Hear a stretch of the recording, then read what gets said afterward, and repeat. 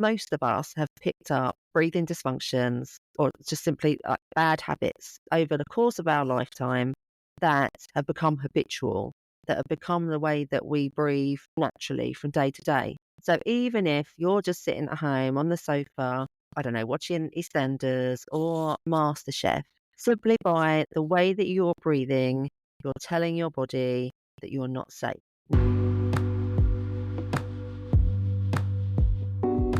Welcome to Transform Your Menopause with Essex Menopause Coach, the go-to podcast for anyone struggling from peri to post-menopause. If you're feeling overwhelmed, burnt out, or anxious, this is the place for you. Hosted by me, Julie, an award-winning coach who's been in your shoes, this podcast offers real understanding and practical help. I'll tackle menopause head-on with clear, no-nonsense guidance that makes a real difference. So whether you need support, tips, or just a friendly voice, I'm here to help you navigate menopause and rediscover your best self. Hello, my love. Welcome back to another episode of Transform Your Menopause with me, Julie, the Essex Menopause Coach. So today's episode, we're going to be laser focused on anxiety during menopause and 3 areas that you can focus on that will really make a difference to your experience.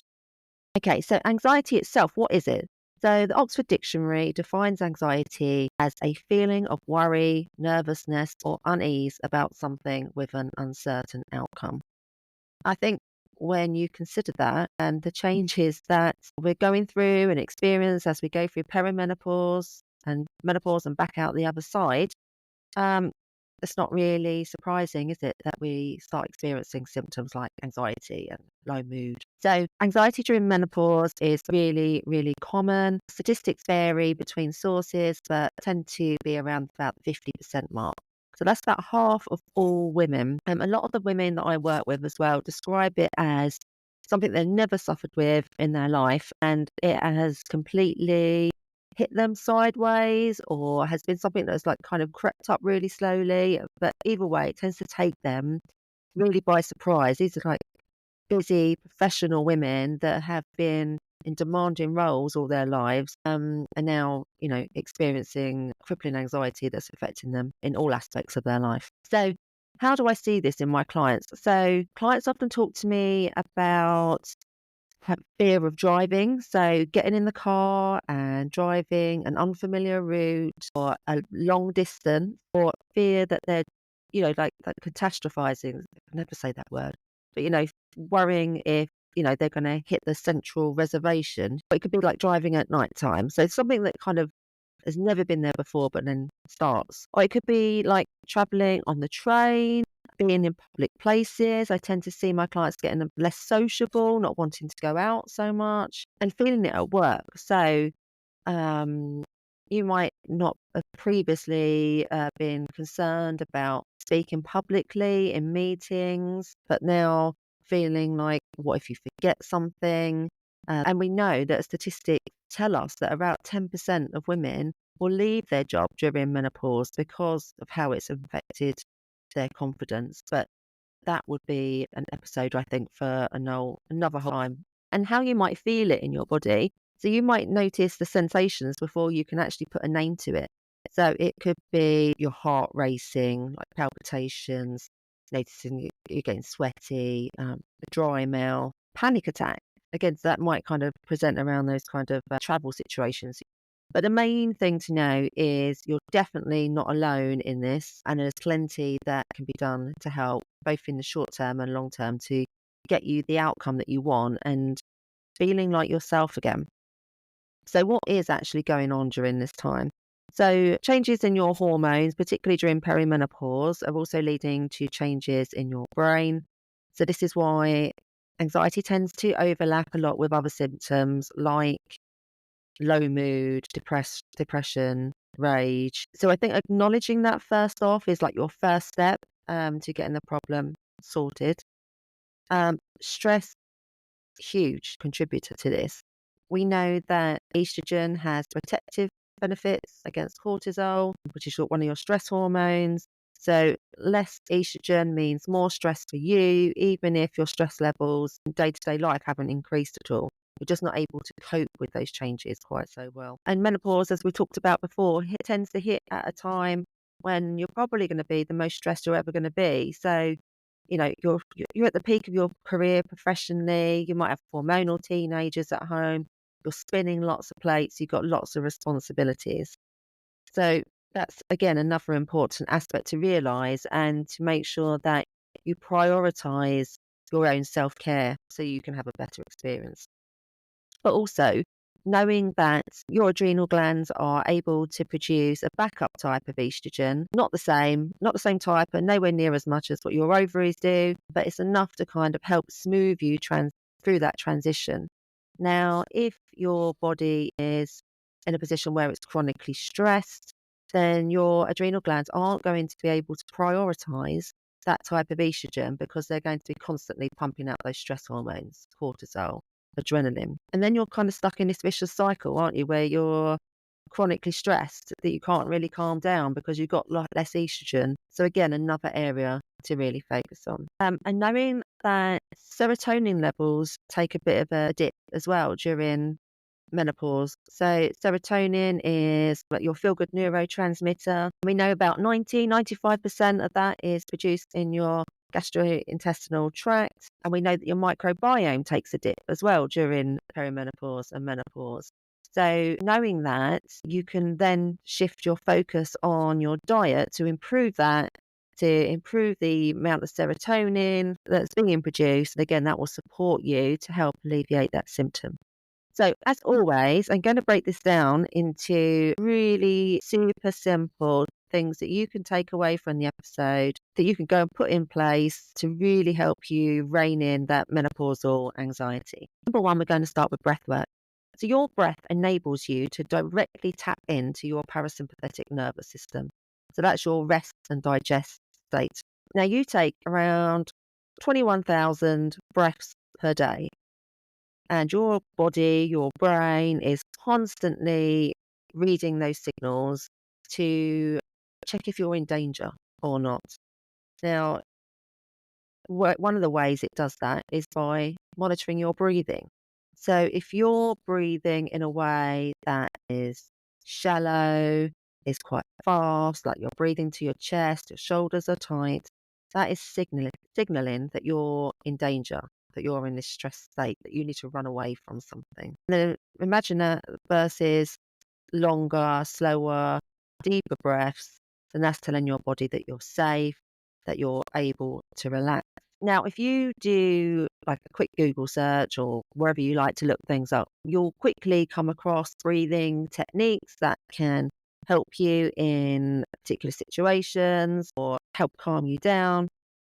But I don't think that's the right place for you actually to be starting. Most of us have picked up breathing dysfunctions or just simply bad habits over the course of our lifetime that have become habitual, that have become the way that we breathe naturally from day to day.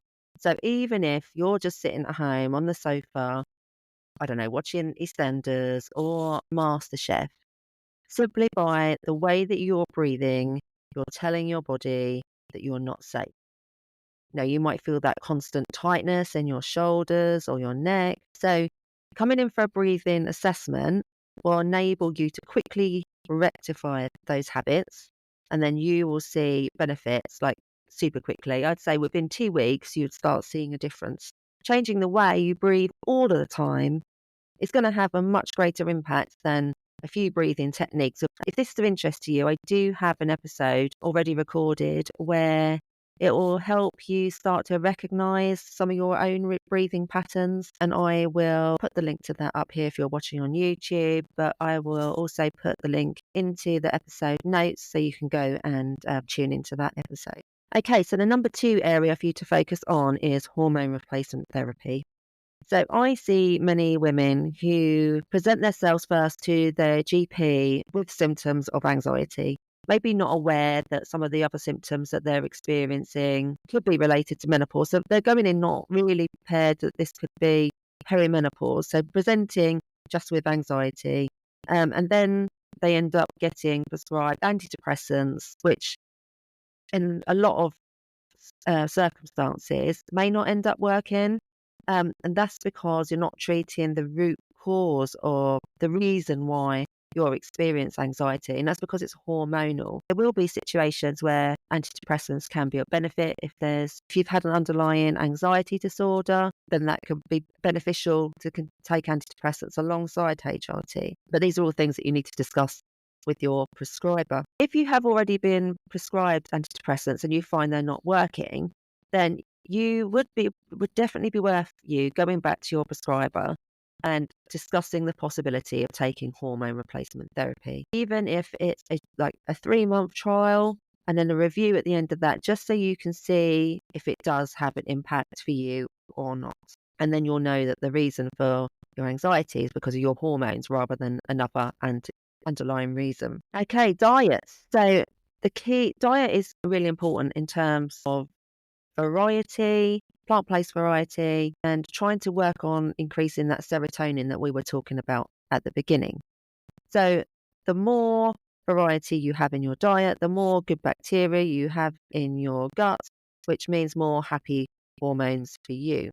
So really easy, simple ways of doing this again: reducing the amount of processed food that you eat, decreasing the amount of alcohol you consume, increasing the amount of food you cook from scratch. And if you choose just one new recipe a week with plants that you don't normally have, you can see that that would have a cumulative effect. So over the course of a month, over the course of a year, that's going to be quite a significant amount of different plants that you've incorporated in your diet that you wouldn't have done ordinarily. So staying with diet, omega-3, oily fish, so things like salmon, trout, mackerel. You can also get this from plants, so things like flax seeds, chia seeds, walnuts. We know diets higher in protein and these kind of healthy fats have been shown to reduce symptoms of anxiety, whilst high-carb diets increase symptoms of anxiety. And there's lots of other benefits to omega-3s too, like supporting your heart health, which is really important in menopausal and postmenopausal women. Cardiovascular disease is the number one cause of death in that age group. And then lastly, focusing on drinking enough water. These basics are so often taken for granted and overlooked. So there was a recent study that showed about a third of middle-aged adults are dehydrated at any one time, and that has a significant impact on decision making. And again, there was a study in 2018 of 3,000 adults and found that those that drank more water had lower risk of anxiety and depression versus those who drank less. Again, the takeaway here is really simple tweaks and adjustments to your diet and lifestyle can have far-reaching effects for symptoms like anxiety, low mood, and depression. And this is like my area where I specialize in. So the takeaways from this episode for you: increase the variety in your diet, drink more water, make sure you're including at least 2 portions of omega-3s per week, HRT if you want to consider that route, and last but not least, my favourite thing to incorporate, breathwork. And if you'd like to work with me personally on that, I carry out my breathing assessments and reviews in person in Brightlingsea, just along the Essex coast, but I can also do those online too. So get in touch with me if you'd like to have support with that. And again, I'll put the details in the notes. So let me know in the comments what you will change as a result of listening to this episode. Thanks as always for tuning in and for listening. I really do appreciate the support. And if you enjoyed this episode, please make sure that you hit the like button and share with someone you know. Thanks again, and I shall see you next time. Bye.